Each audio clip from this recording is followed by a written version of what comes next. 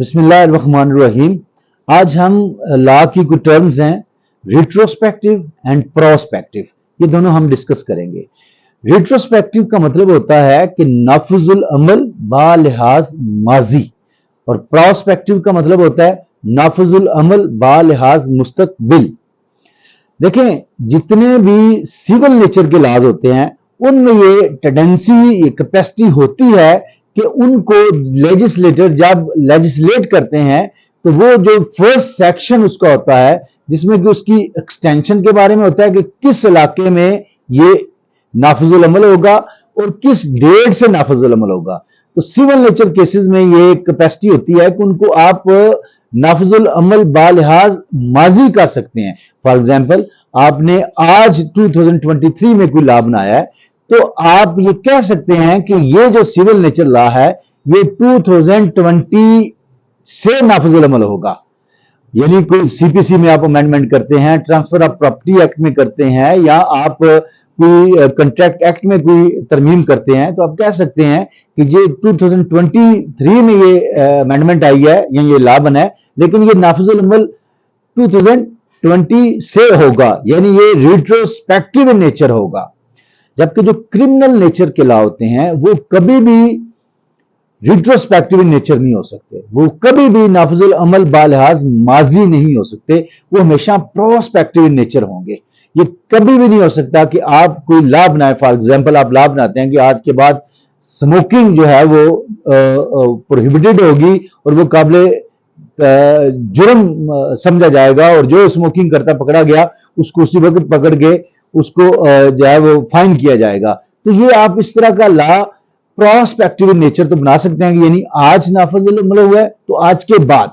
ऐसा नहीं आप कह सकते कि ये स्मोकिंग को हम प्रोहिबिटेड कर रहे हैं और ये कानून को हम आज बना रहे हैं लेकिन ये 2020 से नाफिजुल अमल होगा, यानी 2020 से भी जो स्मोकिंग कर रहे हैं सबको जनाब पकड़ के आप अंदर कर दे। ऐसा नहीं होगा। तो ये प्रोस्पेक्टिव इन नेचर होता है जो क्रिमिनल लॉ होता है।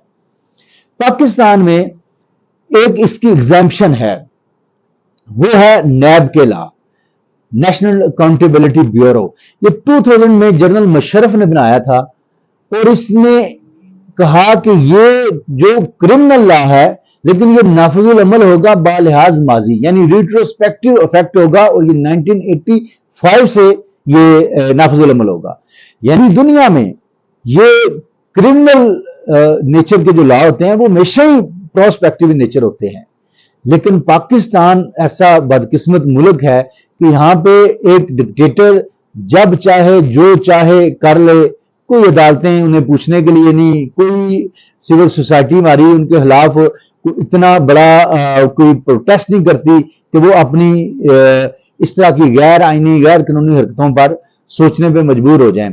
बल्कि उसको मुझे याद पड़ता है कि एक लाहौर के वकील साहब थे, डोगर साहब, शायद फोत हो गए हैं, उन्होंने हाईकोर्ट में चैलेंज किया तो हाईकोर्ट ने भी उनकी वो रिट कैंसिल कर दी। चैलेंज उन्होंने इस बुनियाद पे किया कि ये क्रिमिनल नेचर लॉ है, ये प्रोस्पेक्टिव नेचर हो सकता है, रिट्रोस्पेक्टिव नेचर नहीं हो सकता। लेकिन वो हाईकोर्ट में भी वो खारिज कर दी। यानी दुनिया जहान की जो अदालतें हैं वो लोगों के फंडामेंटल राइट्स को प्रोटेक्ट करने के लिए होती हैं, लेकिन हमारे जुडिशियल हिस्ट्री की तारीख ये है कि ये पीसीओ के तहत हलफ भी ले लेते हैं और उनको वैलिडेट भी कर देते हैं। अब नैब का लॉ था, उसको पार्लियामेंट ने, ये जो पीडीएम की गवर्नमेंट थी, 2023 में अमेंड कर दिया कि ये जो है वो फलानी फलानी उसकी सेक्शंस है वो हम अमेंड कर देते हैं।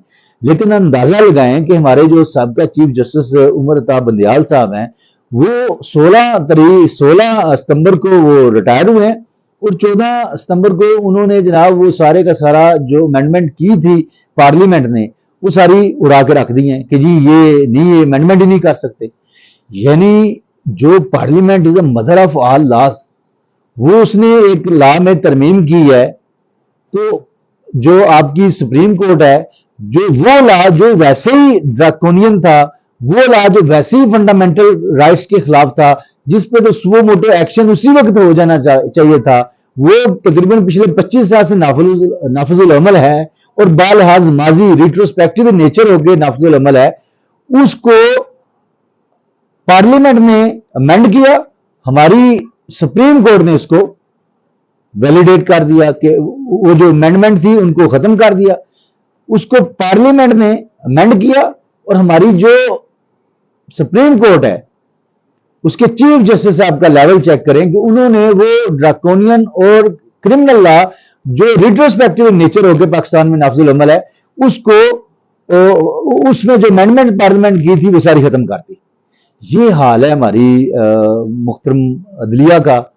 तो बस ये बात बताना मकसद था कि रिट्रोस्पेक्टिव नेचर हमेशा क्रिमिनल लॉ जो होता है वो प्रोस्पेक्टिव इन नेचर होता है, और दूसरा रिट्रोस्पेक्टिव इन नेचर होता है। सिविल लॉ जो होता है वो रिट्रोस्पेक्टिव इन नेचर हो सकता है।